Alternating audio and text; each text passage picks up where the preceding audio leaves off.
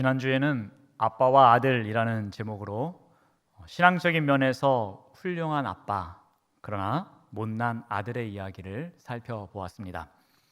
결론 부분에서 우리의 아들 세대가 말씀 앞에서 능력 있는 삶을 살아갈 수 있도록 우리가 기도해야 한다라는 숙제를 드리면서 말씀을 드렸습니다. 오늘은 아들과 아빠라는 제목으로 훌륭한 아들 히스기야와 못난 아빠 아하스의 이야기를 살펴보겠습니다. 먼저 못난 아빠 아하스의 이야기입니다. 아하스는 잘못된 거절을 하면서 살아갑니다.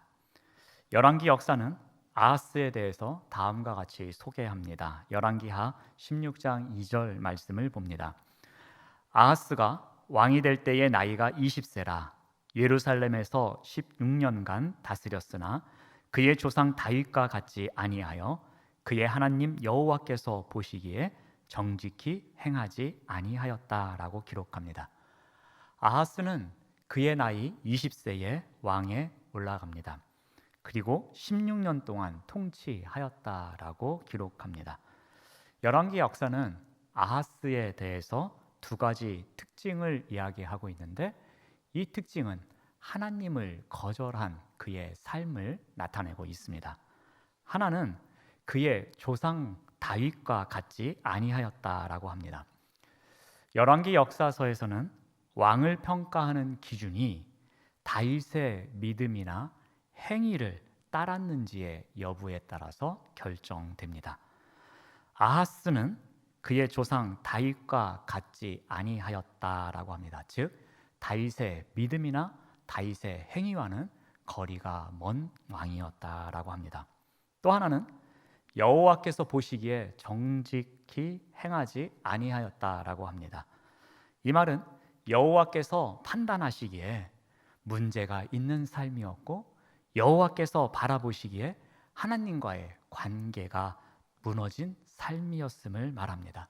또한 우선순위에 있어서 하나님보다 세상 일에 방점이 찍혀 있음을 이야기합니다.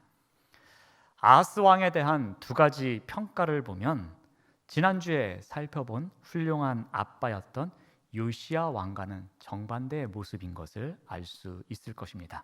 즉 아하스 왕은 두 가지 기준에 대해서 전혀 도달하지 못하는 미달의 상황을 보여줍니다.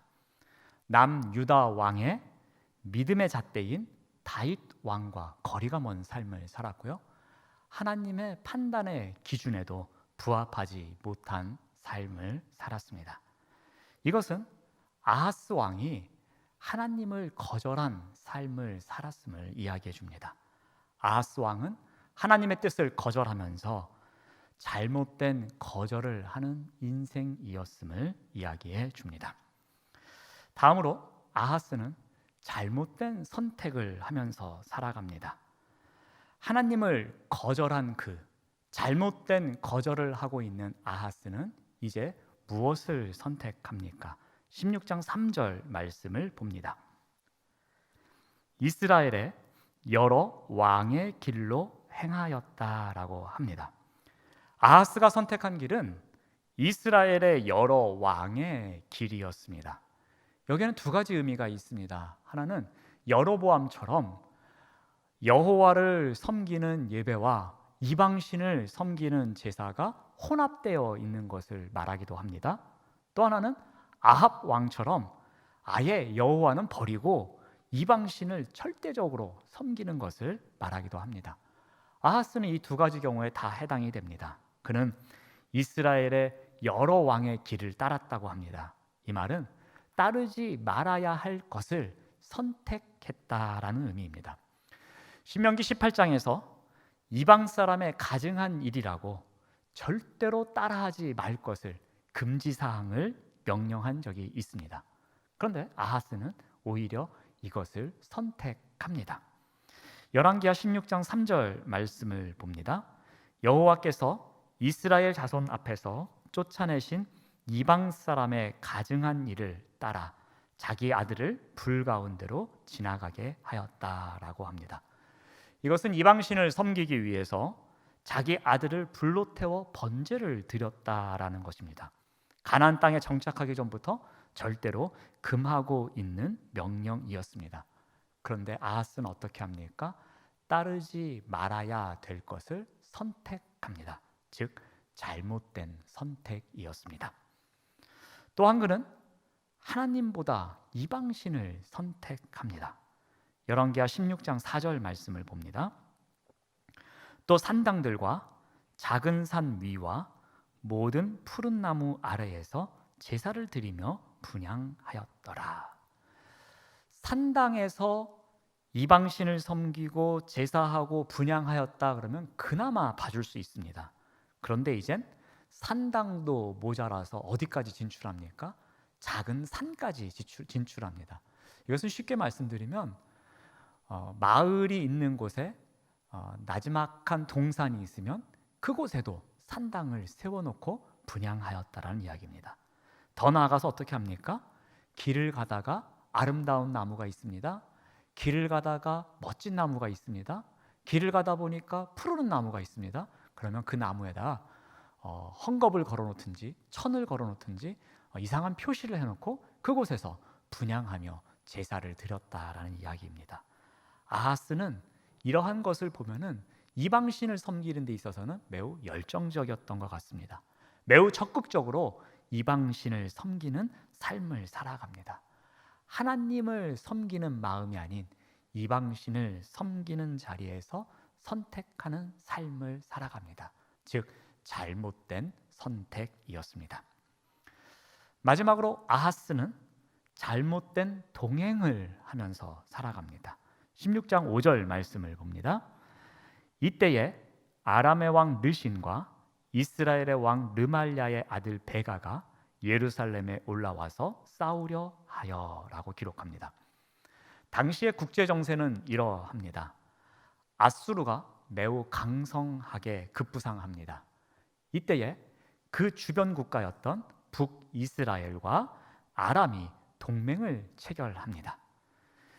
이 두 나라가 남유다를 향하여 이야기합니다. 너희도 우리와 함께 이 동맹을 체결하여 아수르의 힘을 막아내자라고 합니다.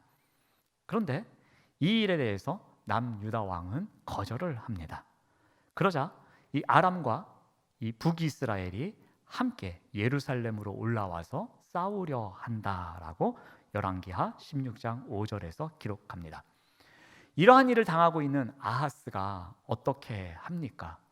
동행할 사람을 찾습니다. 바로 누구입니까? 왕하 16장 7절 말씀을 봅니다. 아하스가 아수르 왕 디글랏 빌레셀에게 사자를 보내 이르되 나는 왕의 신복이요 왕의 아들이라. 이제 아람 왕과 이스라엘 왕이 나를 친히 청하건대 올라와 그 손에서 나를 구원하소서 하고 아하스가 여호와의 성전과 왕궁 곳간에 있는 은금을 내어다가 아수르 왕에게 예물로 보냈다라고 기록합니다. 아하스 왕은 아수르 왕과의 동행을 선택합니다. 그는 자신을 뭐라고 이야기합니까? 왕의 신복이요 왕의 아들이라고 이야기합니다. 아수르 왕 앞에 가서 절대적으로 복종하겠다라고 약속합니다.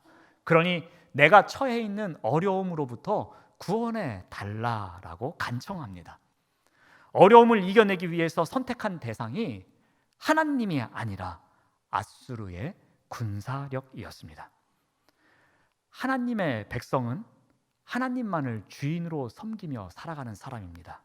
그렇다면 하나님께 복종해야 되며 하나님만을 섬겨야 되며 어려움이 있을 때는 하나님을 찾아야 합니다. 그런데 아하스는 눈에 보이지 않는 하나님 대신에 눈에 보이는 아수르 왕과 동행하기 위해서 그에게 모든 것을 의탁합니다. 더군다나 그는 아수르 왕에게 예물을 가지고 갑니다. 그런데 여기서 말하는 예물이라는 단어는 뇌물이라는 단어로 바꿀 수가 있습니다. 이 말은 무엇을 의미합니까? 아하스 왕의 행동이 하나님 보시기에 옳지 않았다라는 것입니다. 왜 그런가 하면 그 뇌물, 즉 예물을 어디에서 빼갑니까? 여호와의 성전에 있는 곳에서 은과 금을 빼내어서 그것을 아수르 왕에게 갖다 주는 뇌물로 사용하게 됩니다. 아하스 왕은 하나님과 동행하려고 애쓰는 삶이 아닌 아수르 왕과 동행하려고 합니다. 또한 다음과 같은 일도 있었습니다. 열왕기하 16장 10절 말씀을 봅니다. 아하스 왕이 아수르의 왕 디글랏 빌레셀을 만나러 다메섹에 갔더니 거기 있는 제단을 보고 아하스 왕이 그 제단의 모든 구조와 제도의 양식을 그려 제사장 우리야에게 보냈더라라고 기록합니다. 이제 아수르가 다메섹과의 전쟁에서 승리를 거둡니다. 이 소식을 듣고서 아하스는 다메섹으로 달려갑니다. 그곳에 가서 아수르 왕 디글랏 빌레셀을 만나게 됩니다. 전쟁에 승리한 왕에게 축하 인사를 하면서 자신을 구해준 것에 대해서 감사하다라고 인사를 한 것 같습니다. 그런데 여기서 아하스는 한 가지 특이한 것을 발견합니다. 바로 거대한 제단이었습니다. 이 제단을 보면서 아하스는 아마 생각했을 것입니다. 우리가 갖고 있는 그 제단은 노수로 만들고 형편없고 너무나 작고 볼품이 없는데 이곳에 있는 제단은 정말 크구나. 멋있구나. 우리도 똑같이 이렇게 만들어서 더 많은 사람들이 예배에 나올 수 있도록 해야겠다라는 생각을 했던 것 같습니다. 그래서 그는 이것을 구조와 또 양식을 그려서 제사장 우리야에게 보내고 그것을 만들게 됩니다. 그런데 이 제단에 대해서 역대기 역사에서는 이것은 아람의 신들을 위한 제단이며 매우 부정적인 것이라고 설명을 합니다. 아하스는 이러한 새 제단을 만들어서 어떻게 합니까? 열왕기하 16장 14절 말씀을 보시면 또 여호와의 앞 곧 성전 앞에 있던 놋 제단을 새 제단과 여호와의 성전 사이에서 옮겨다가 그 제단 북쪽에 그것을 두니라. 아하스는 다메섹 양식으로 만들어진 제단을 여호와의 성전 뜰에다 이전해 둡니다. 그리고 그는 하나님이 명령하신 대로 만들고 배치되었던 성전의 기물, 즉 놋 제단을 다른 곳으로 옮겨 재배치합니다. 하나님의 제단보다 새 제단을 선택하는 상황이었습니다. 이것은 아수르 왕에게 잘 보이게 하기 위해서 하나님의 기준보다 아수르 왕의 기준에 들어가기 위한 아하스 왕의 행동이었습니다. 아하스는 하나님과 동행하는 것보다 아수르 왕과 동행하는 것을 선택합니다. 아하스는 잘못된 동행을 선택하는 잘못을 저지르고 있습니다. 아하스 왕의 이 행동에 대해서 다시 한번 정리를 해드리겠습니다. 하나님의 기준을 거절하는 잘못된 거절의 삶에서 시작합니다. 그리고 그는 하나님보다 아수르 왕을 선택하는 잘못된 선택을 합니다. 그리고 하나님이 아닌 아수르 왕과 동행하는 잘못된 동행의 삶을 살아갑니다. 신앙적으로 못난 아빠의 모습입니다. 이제 거룩한 삶을 살아낸 아들의 이야기를 해보겠습니다. 히스기야는 북이스라엘의 마지막 왕인 호세아 제3년에 남유다의 왕으로 등극합니다. 열왕기하 18장 1절에서 2절 말씀을 봅니다. 이스라엘의 왕 엘라의 아들 호세아 제3년에 유다 왕 아하스의 아들 히스기야가 왕이 되니 그가 왕이 될 때에 나이가 25세라 예루살렘에서 29년간 다스렸다라고 기록합니다. 히스기야 왕이 29년 동안 통치했다라고 합니다. 근데 이 29년의 통치 기간은 신앙적인 면에서 아빠의 모습과는 전혀 다른 모습으로 왕의 자리에서 있게 됩니다. 아들은 아버지의 뒷모습을 보고 배운다라는 말이 있습니다. 그러나 이 말이 히스기야에게는 해당되지 않는 것 같습니다. 이 말이 무색할 정도로 히스기야는 신앙적인 면에서 아빠의 그림자를 하나도 발견할 수 없게 살아갑니다. 어떻게 히스기야가 이렇게 살아갈 수 있었을까요? 한 3가지 정도를 아빠의 모습과 비교하면서 살펴보고자 합니다. 먼저 히스기야는 잘못된 거절을 한 아빠와 달리 거룩한 거절의 삶을 살아갑니다. 열왕기하 18장 3절 말씀을 봅니다. 히스기야가 그의 조상 다윗의 모든 행위와 같이 여호와께서 보시기에 정직하게 행하였다라고 기록합니다. 이것은 아빠 아하스의 모습과 정반대의 모습입니다. 그런데 히스기야는 아빠가 갖고 있었던 불신앙의 환경에서 자라난 아들이었습니다. 그는 신앙적으로 아빠에게 하나도 영향을 받지 않았습니다. 하나님을 거절한 아빠의 잘못을 목격하면서 성장했습니다. 하나님의 판단의 기준과 다윗의 믿음을 거절한 잘못된 거절을 하면서 살았던 아빠를 바로 옆에서 보면서 오랜 시간 살았던 아들이었습니다. 그런데 히스기야는 그의 아빠 닮기를 철저히 거절합니다. 그는 하나님을 거절하고 이방신을 섬기던 아빠의 모습을 과감하게 벗어나는 거절의 자리로 나아갑니다. 그는 오히려 아빠보다 다윗 왕을 따르고 싶었습니다. 다윗의 믿음을 배우고 싶었습니다. 다윗의 행함을 배우고 싶었습니다. 그는 아빠보다 하나님 아버지의 기준에 맞는, 하나님 아버지의 관점에 맞는 삶을 살아가고자 노력했습니다. 그의 삶의 목적은 다윗의 믿음을 본받는 것이었고 여호와께서 보시기에 정직하게 살아가는 삶이었습니다. 이것을 위해서 그는 다른 것을 모두 거절합니다. 바로 거룩한 거절의 자리에 우뚝 서게 됩니다. 사랑하는 여러분, 무엇을 거절하느냐가 중요합니다. 아하스 왕과 같이 하나님을 거절하는 잘못된 거절의 자리에서 살아가는 인생일지, 아니면 히스기야 왕과 같이 하나님을 따르기 위해 다른 것을 거절하는 거룩한 거절의 자리에서 살아갈지, 그것이 중요합니다. 무엇보다도 거룩한 거절이 우리의 삶에 있어야 할 것입니다. 때로는 거룩한 거절로 사람들보다 느리게 갈 수도 있습니다. 때로는 거룩한 거절로 인해서 누군가에게 마음의 상처를 받을 수도 있습니다. 때로는 거룩한 거절로 외롭고 힘겨운 삶을 살아갈 수도 있습니다. 하지만 하나님 보시기에, 하나님의 판단에 보기에 정직하게 살아가기 위한 거룩한 거절은 우리와 우리 공동체를 세우는 능력이 있음을 믿으시기 바랍니다. 거룩한 거절이 우리를 거룩한 백성답게 만드는 능력이 있습니다. 두 번째로, 히스기야는 잘못된 선택을 한 아빠와는 달리 거룩한 선택을 하면서 살아갑니다. 히스기야는 아빠의 선택과는 전혀 다른 선택을 합니다. 그런데 이 선택을 하는 데는 2가지 기준이 있었습니다.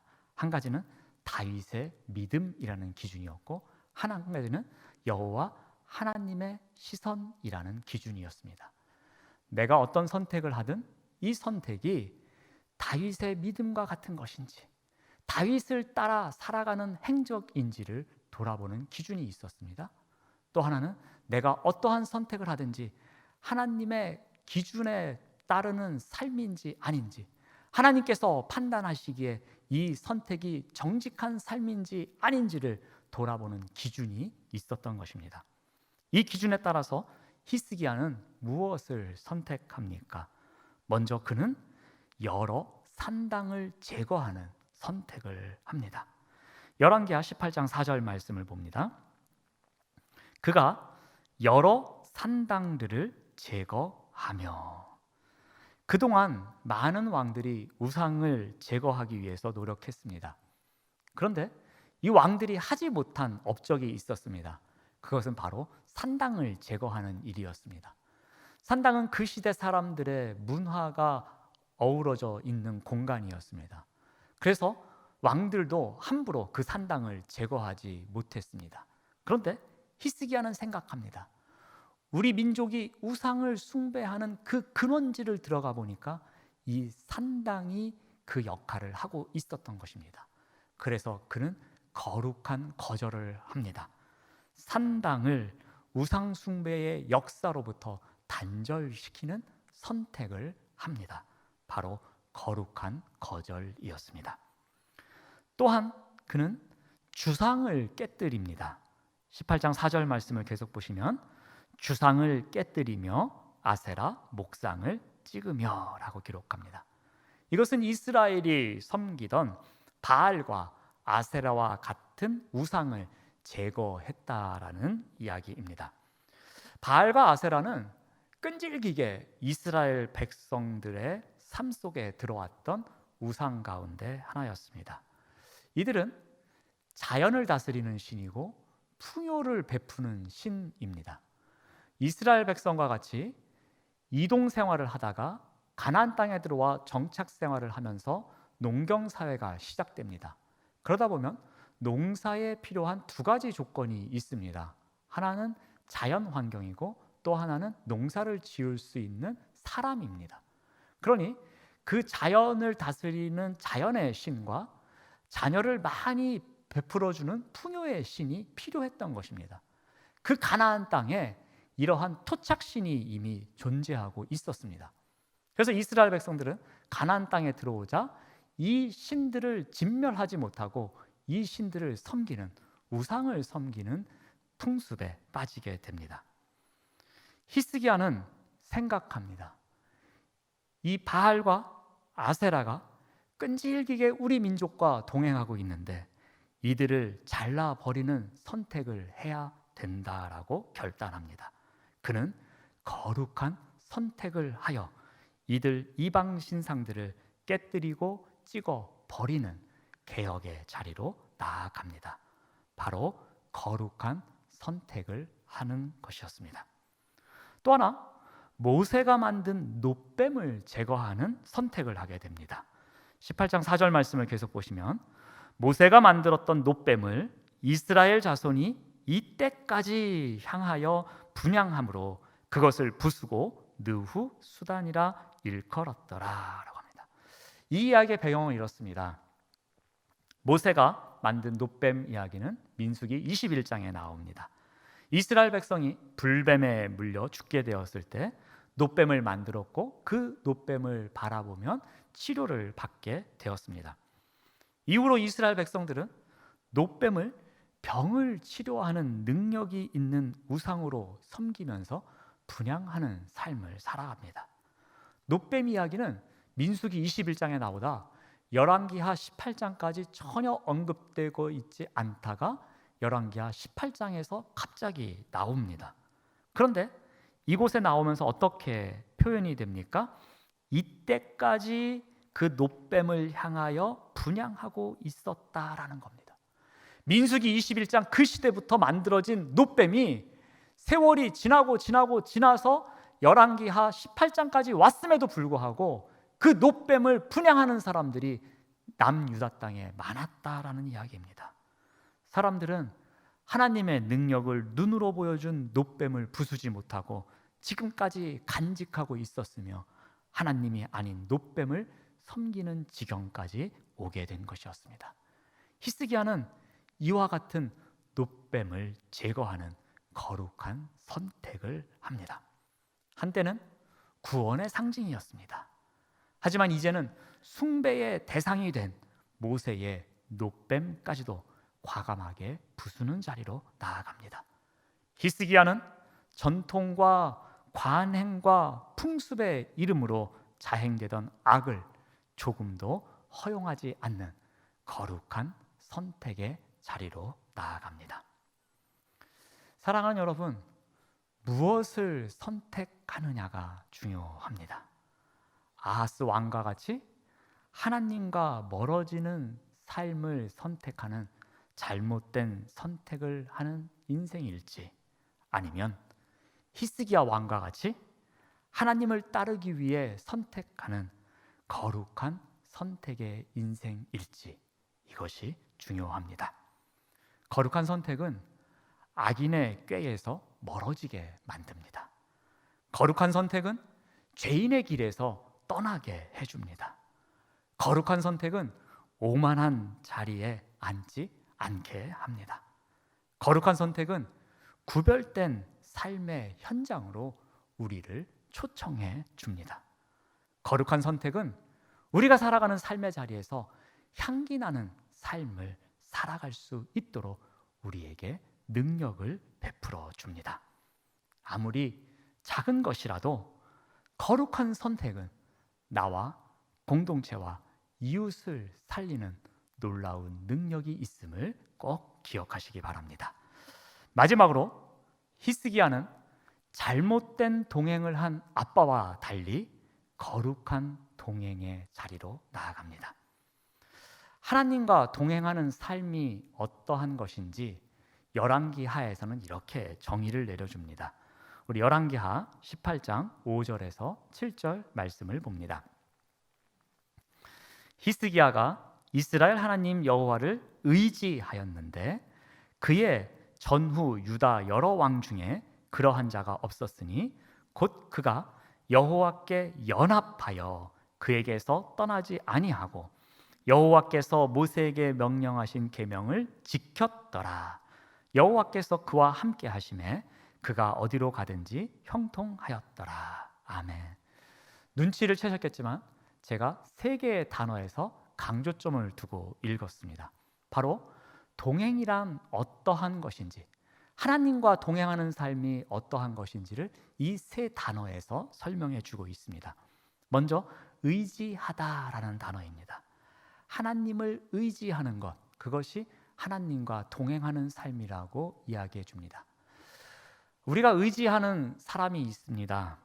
아주 신뢰할 만합니다. 그러면 그 사람 앞에 서 있으면 어떻습니까? 든든한 마음이 듭니다. 안정감이 찾아옵니다. 왠지 내가 의지하고 믿는 그 사람이 있으면 어딘가 모르게 평안함이 밀려올 때가 있습니다. 바로 이것을 말하는 겁니다. 하나님과 동행하는 것, 즉 하나님을 의지하는 것은 내가 신뢰하는 그 하나님으로 인해서 나의 마음에 참된 평안이 찾아오고 그분으로 인해서 내가 어느 곳에 있든지 무슨 일을 하든지 그 의지하는 대상으로 말미암아 든든한 마음의 상태가 되는 것, 그것이 바로 동행입니다. 우리가 하나님과 동행한다라는 것은 우리의 마음속에 참된 평안함이 있음을 의미합니다.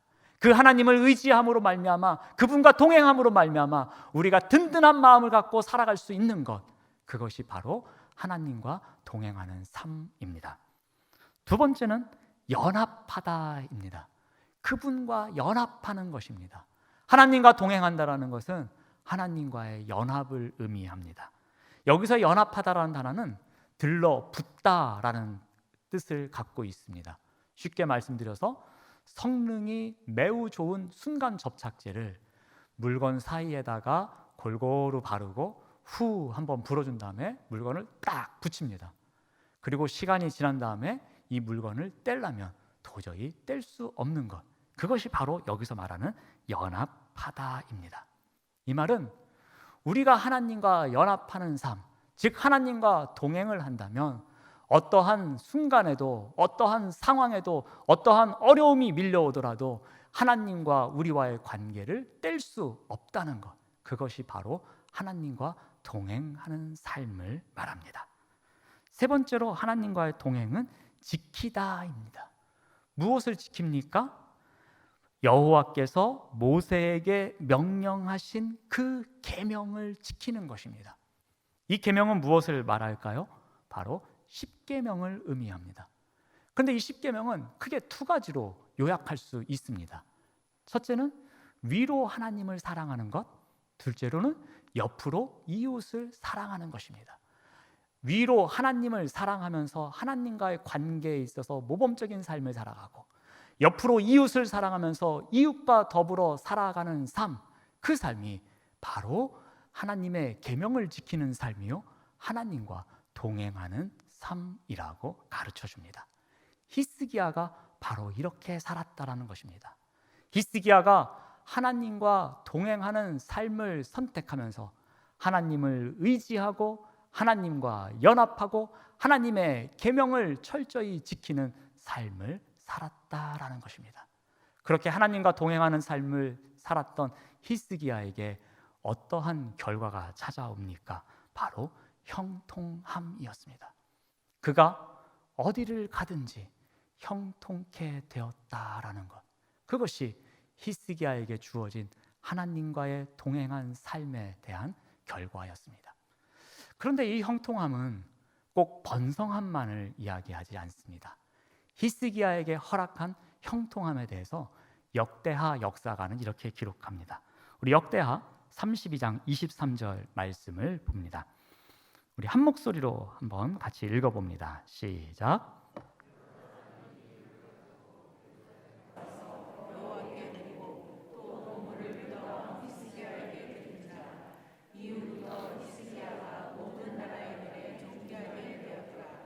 아멘. 히스기야에게 허락된 형통함이 두 가지의 모습으로 나타납니다. 그것은 첫 번째는 여호와의 이름이 높아지게 되는 것이었습니다. 당대 최대 강대국이었던 아수르가 남유다를 침공합니다. 그런데 실패하고 돌아갑니다. 이에 대한 소문이 주변 국가에게 퍼집니다. 주변 국가의 왕과 신하들이 히스기야를 방문합니다. 방문한 그들이 어떻게 합니까? 히스기야에게 예물을 드립니다. 그리고 또 여호와에게 예물을 드립니다. 이것은 무엇을 말합니까? 방문한 그들이 여호와를 인정하는 것이었습니다. 히스기야를 통해서 여호와 하나님의 이름이 높아지고 있는 것입니다. 히스기야를 통해서 열방에 있는 나라들의 왕들과 신하들이 여호와의 이름을 아는 것입니다. 여호와의 이름이 존귀하게 되는 순간이었습니다. 이것이 바로 히스기야에게 허락된 첫 번째 형통함이었습니다. 그럼 두 번째 형통함은 무엇일까요? 우리 23절 하반절을 보시면은 이후부터 히스기야가 모든 나라의 눈에 존귀하게 되었더라. 이번에는 어떻게 됩니까? 히스기야의 이름이 존귀하게 되었다라고 합니다. 즉 많은 사람들이 히스기야를 인정했다라는 겁니다. 아, 히스기야, 여호와와 동행하는 삶을 사는 그 사람, 아, 그 사람 인정할 만해. 그 사람 우리가 꼭 존귀하게 여길 만한 사람이야 라고 했다라는 것입니다. 이것이 바로 히스기야에게 주어진 형통함이었습니다. 하나님과 동행하는 삶을 살았던, 거룩한 동행을 선택했던 히스기야에게 주어진 형통함은 그 삶 가운데서 하나님의 이름을 존귀하게 하고 또한 자신의 이름을 인정받는 그러한 형통함을 누리며 살아가게 됩니다. 사랑하는 여러분, 누구와 동행하느냐가 중요합니다. 아하스 왕과 같이 하나님보다 다른 힘을 의지하려는 잘못된 동행을 하는 인생인지, 아니면 히스기야 왕과 같이 하나님과 함께하는 거룩한 동행을 하는 인생인지가 중요합니다. 하나님과 함께하는 거룩한 동행은 놀라운 능력이 있습니다. 이 동행은 양쪽의 이름을 다 존귀하게 하는 능력이 있습니다. 하나님의 이름이 높임을 받습니다. 그리고 하나님과 동행한 우리의 이름이 세상 가운데에서 인정받는 형통함이 있다라고 합니다. 이와 같은 형통함의 능력이 하나님과의 동행에 있음을 꼭 기억하시기를 바랍니다. 사랑하는 여러분, 오늘은 신앙적으로 못난 아빠 아하스와 신앙적으로 훌륭한 아들 히스기야의 삶을 살펴보았습니다. 아들 히스기야의 신앙에서 어떠한 특징이 있었습니까? 먼저 무엇을 거절할 것인지에 대한 확실한 신념이 있었습니다.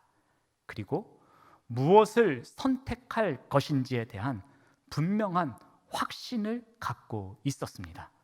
마지막으로 누구와 동행할 것인지에 대한 변치 않는 믿음을 소유하고 살았습니다. 가정의 달을 지냅니다. 2주 동안 아빠와 아들, 그리고 오늘은 아들과 아빠라는 제목으로 우리와 우리 가정의 신앙을 돌아보는 시간을 가졌습니다. 나와 우리 가족이 그 신앙의 중심을 어디에 두고 살아가야 하는지, 우리 2주간의 말씀을 잘 묵상하시면서 우리의 신앙의 중심을 둬야 할 곳에 두고 살아가는 우리 모두가 되시기를 바랍니다. 기도하겠습니다. 하나님, 감사합니다. 히스기야 왕의 신앙을 묵상하며 우리의 신앙을 돌아봅니다. 무엇을 거절할 것인지, 무엇을 선택할 것인지, 누구와 동행할 것인지, 우리의 신앙의 기준이 흔들리지 않도록 인도하여 주시옵소서. 예수님의 이름으로 기도드립니다. 아멘.